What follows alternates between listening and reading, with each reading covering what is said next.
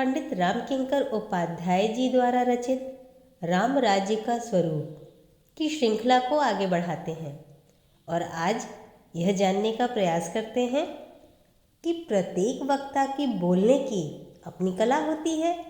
तो रामायण में श्रेष्ठ वक्ता दो हैं, या तो भगवान श्री राम या श्री भरत।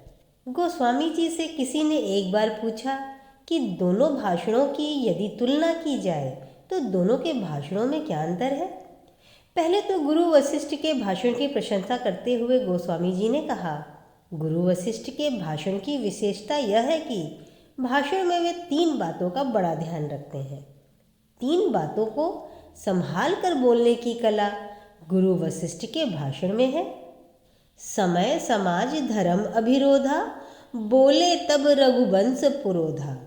रघुवंश के पुरोधा जो गुरु वशिष्ठ हैं, वे समय, समाज और धर्म इन तीनों का सामंजस्य करते बोलते हैं।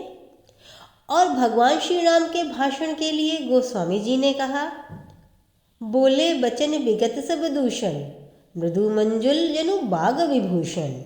सारे दूषणों से रहित भगवान की वाणी है। क्या कहें, वे तो वक्ताओं में शिरोमणि हैं। उनकी वाणी शब्दों और अर्थों से परिपूर्ण है। ऐसी अद्भुत है कि जितनी प्रशंसा की जाए कम है। यदि उनसे पूछा जाए कि श्री भरत का भाषण कैसा है, तो श्री भरत के भाषण के लिए गोस्वामी जी ने जो बात कही वह भगवान राम के लिए भी नहीं कही। बड़ी विचित्र बात उन्होंने कही, पता है क्या? वह बोले, सुगम अगम मृदु मंजु कठोरे। गोस्वामी जी ने कहा, सुगम अर्थात बड़े सरल भाषण देते हैं भरत जी, पर उसके बाद उनका अगला शब्द है ठीक विरोधी शब्द, सुगम अगम, अत्यंत सरलता से समझ में आने वाली और सरलता से समझ में ना आने वाली। फिर आगे कहते हैं मृदु मंजुल, बड़ा सुंदर है। उसके तुरंत बाद कहते हैं बड़ा कठोर है। ऐसा विश्लेषण, बड़ा विचित्र प्रकार का विश्लेषण गोस्वामी जी ने किया। महाराज, ऐसा कैसे संभव होगा? यह तो मृदु होगा या कठोर होगा, या फिर सुगम होगा या अगम होगा, दोनों कैसे होगा? गोस्वामी जी ने कहा कि भाई, भरत जी का भाषण सुनने से तो लगता है बड़ा सरल है, पर उसके अंतरंग अर्थ को समझ पाना सरल नहीं है। उन्होंने दृष्टांत दिया कि श्री भरत जी को पकड़ पाना संभव नहीं है। पता है कैसे? जैसे अगर आप अपने कान को पकड़ना चाहें तो कान को पकड़ना सरल है, लेकिन आप दर्पण के सामने खड़े हो जाए, दर्पण में आप अपने आप को देख रहे हैं, आपका कान भी दिखाई दे रहा है, और आप दर्पण में दिखाई देने वाले कान को पकड़ने की चेष्टा करें तो क्या होगा? बड़ी विचित्र बात है। कान आपका है, आप देख रहे हैं, हाथ वहाँ तक ले जा रहे हैं, पर जब आप पकड़ने की चेष्टा करते हैं तो पकड़ में कुछ नहीं आता। गोस्वामी जी ने कहा, सुगम अगम मृदु मंजु कठोरे, अर्थु अमित अति आखर थोरे। शब्द थोड़े से हैं, पर उनके अर्थों की कोई सीमा नहीं है। उनके शब्दों पर अगर विचार करें तो इतने अर्थ हैं कि उनके शब्दों में कि प्रत्येक व्यक्ति को उनके भाषण में, उनके शब्दों में अलग अलग अर्थों की अनुभूति होती है। और तब दृष्टांत वही दर्पण का दिया जाता है, जो मुखु मुकुर मुकुरु निज पानी, गही न जाई अस अद्भुत बानी। जैसे आपके हाथ में दर्पण और दर्पण में आपकी मुख आकृति है, पर पकड़ में आना संभव नहीं दिखाई दे रहा है। अब अगर बहुत समय तक उनके भाषण का एक अलग प्रसंग लेकर व्याख्या करें तो एक एक वाक्य में आपको लगेगा कि कितने अर्थ समाये हुए हैं, पर गोस्वामी जी एक वाक्य जोड़ देते हैं। मालूम है क्या? वह बोले, उत्तर तो उन्होंने उचित दिया और कितना मधुर बोलते हैं। यहीं से प्रारंभ किया। पहले तो उन्होंने हाथ जोड़कर सबको प्रणाम किया, यह विनम्रता की पराकाष्ठा है। और पहला वाक्य ही उन्होंने यही कहा, गुरु पितु मातु स्वामी हितबानी, सुनी मन मुदित करे वो भली जानी। गुरु पिता माता की वाणी को बिना विचार किए मान लेना चाहिए। अब जिसके भाषण का श्री गणेश इस वाक्य से हो अब आगे व्यक्ति क्या अर्थ लेगा। ऐसा भाषण तो आप लोग सुनने के लिए अभ्यस्त होंगे। किसी व्यक्ति को जब पद ग्रहण करना होता है तो वो यही कहता है कि मैं पद तो नहीं लेना चाहता, पर बड़ों की आज्ञा नहीं टालनी चाहिए, इसलिए हम स्वीकार किए ले रहे हैं। तो लोगों के मन और बुद्धि पर यही प्रभाव पड़ा कि भरत राज्य स्वीकार करने की भूमिका बांध रहे हैं। वे कहना चाहते हैं कि मैं अयोध्या का राज्य स्वीकार नहीं करना चाहता था, पर जब गुरुदेव ने आज्ञा दे दिया, पिताजी की आज्ञा है, माँ की आज्ञा है, तो ऐसी स्थिति में राज्य को स्वीकार कर लेता हूँ। भूमिका तो प्रारंभ हुई इस वाक्य से, और आगे चलकर इसी बात का ऐसा खंडन है कि इतनी स्पष्ट अस्वीकृति है कि पढ़कर बड़ा विचित्र विरोधाभास लगता है। यह विषय वैसे अत्यंत गंभीर है, उसको उतनी गहराई ले जाना उपयुक्त होगा कि नहीं होगा, यह थोड़ा सा मैं सोचने लग जाता हूँ। स्वामी जी को देखता हूँ तो लगता है कि चलना ठीक है, पर सभी श्रोताओं को देखकर यह साहस नहीं होता। आप लोगों की बुद्धि पर मैं संदेह नहीं कर रहा हूँ, लेकिन फिर भी मैं यह समझता हूँ कि कुछ बातें जो शास्त्रीय विवाद की हैं वे इस संदर्भ में जुड़ी हुई हैं। वह क्या है? संक्षेप में एक सूत्र के रूप में आपके सामने दे देंगे कि महत्व शब्द का है कि अर्थ का। गुरु वशिष्ठ शब्दपरायण है और भरत अर्थपरायण है। हमारी शास्त्रीय परंपरा में दोनों पक्ष हैं।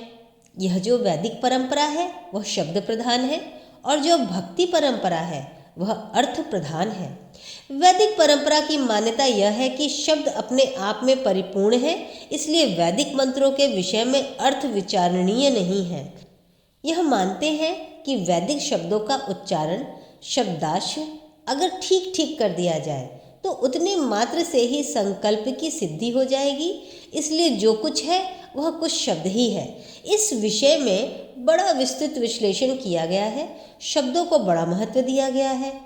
आप लोगों ने सुना होगा कि आपके मन में भावना क्या है, इसका महत्व नहीं है वैदिक मंत्रों में।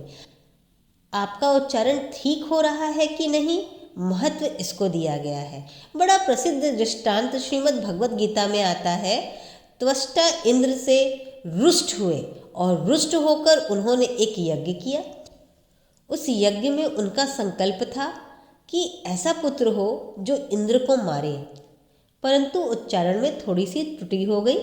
इंद्र शत्रुर वर्धस्व मंत्र बोलने में उच्चारण का भेद हुआ तो पुत्र तो उन्हें मिला, पर मंत्र बदलने के कारण इंद्र के द्वारा जो मारा जाए वह पुत्र उन्हें मिला। इसका अभिप्राय यह है कि शुद्ध उच्चारण यदि आपका नहीं हुआ तो अनर्थ हो सकता है। वह दृष्टांत आपने सुना ही होगा कि एक पंडित जी पाठ करने लगे तो भार्या रक्षतु भैरवी के स्थान पर भार्या भक्षतु भैरवी ऐसा पाठ करने लगे तो पत्नी सचमुच मर गई। विचित्र सी बात लगती है कि शब्द इतना सामर्थ्य युक्त है कि वह स्वयं सारी शक्तियों को उत्पन्न कर देता है। इस पर मंत्र शास्त्र ने बड़ा बल दिया। मंत्र शास्त्र में शब्द और उच्चारण को ही अत्यधिक महत्व दिया गया है। शब्द का अपने आप में बड़ा महत्व है। इसे दृष्टांत के द्वारा ऐसे देखें। संगीत में आप देखते हैं, संगीत में शब्द का अधिक महत्व है या स्वर का। आप संगीत का परंपरागत गायन सुनते हैं। गायक जब गाता है तो वह शब्द स्पष्ट होता है, तो उसे सुनकर उसका अर्थ समझ में आता है। पर ये गायक जो आलाप लेते हैं, उस आलाप का क्या अर्थ है? उस आलाप का हम अर्थ के द्वारा आनंद नहीं लेते। उन स्वरों को सुनकर आप उसका आनंद ले सकते हैं, आनंद का अनुभव कर सकते हैं। आलाप लेने में आप यह तो नहीं सोचते कि इस आलाप का क्या अर्थ है, इसमें जो अक्षर उच्चारण किया जा रहा है उस अक्षर का क्या अर्थ है, उसका क्या महत्व है। आप उस समय उस स्वर के दिव्य माधुर्य में डूब जाते हैं। स्वर और शब्द, इसे लेकर रामायण में कई प्रसंगों में चर्चा की गई है। रामायण के प्रारंभ में जहाँ पर वंदना की गई है, वर्ण प्रधान और अर्थ प्रधान ये दो परंपराएं हैं। यहाँ पर बड़े महत्व का प्रश्न है, वह अपने स्थान पर है। दृष्टांत के रूपों में दोनों हैं, पर क्या? जैसे आप एक सत्य का अनुभव करते हैं पाठशाला में और एक सत्य का अनुभव करते हैं घर में, वे दोनों सत्य अपने अपने स्थान पर महत्वपूर्ण हैं। आप विद्यालय में शिक्षा लेने के लिए जाएं और व्याकरण की कक्षा में आप पढ़ने बैठें और शब्द का अशुद्ध उच्चारण करें या अशुद्ध लिख दें और आप कहें कि मेरी भावना तो शुद्ध लिखने की थी, इसलिए मुझे पास कर दिया जाना चाहिए। तो क्या आप आशा करते हैं कि व्याकरण का कोई भी परीक्षक आपको पास कर देगा? कि आपकी भावनाओं को शुद्ध लिखने की थी पर आप अशुद्ध लिख गए? तो कोई बात नहीं, लीजिए मैं आपको पास कर देता हूँ। व्याकरण के आचार्य की दृष्टि में तो शुद्ध उच्चारण और शुद्ध लिखने का महत्व है। आपने सही उच्चारण नहीं किया, सही नहीं लिखा तो आप अनुत्तीर्ण हैं। राम राज्य के स्वरूप में आज बस इतना ही। फिर मिलते हैं इसी श्रृंखला को आगे बढ़ाने के लिए। तब तक कल्याणमस्तु को देखते रहें। यदि आपने कल्याणमस्तु चैनल को अभी तक सब्सक्राइब नहीं किया है तो कल्याणमस्तु चैनल को सब्सक्राइब करें, मित्रों के साथ शेयर करें, लाइक का बटन दबाएं। आपके कमेंट सेक्शन में कमेंट लिखने से एक पॉजिटिव एनर्जी का एहसास होता है। यहाँ तक वीडियो को देखने के लिए आप सभी का बहुत बहुत धन्यवाद।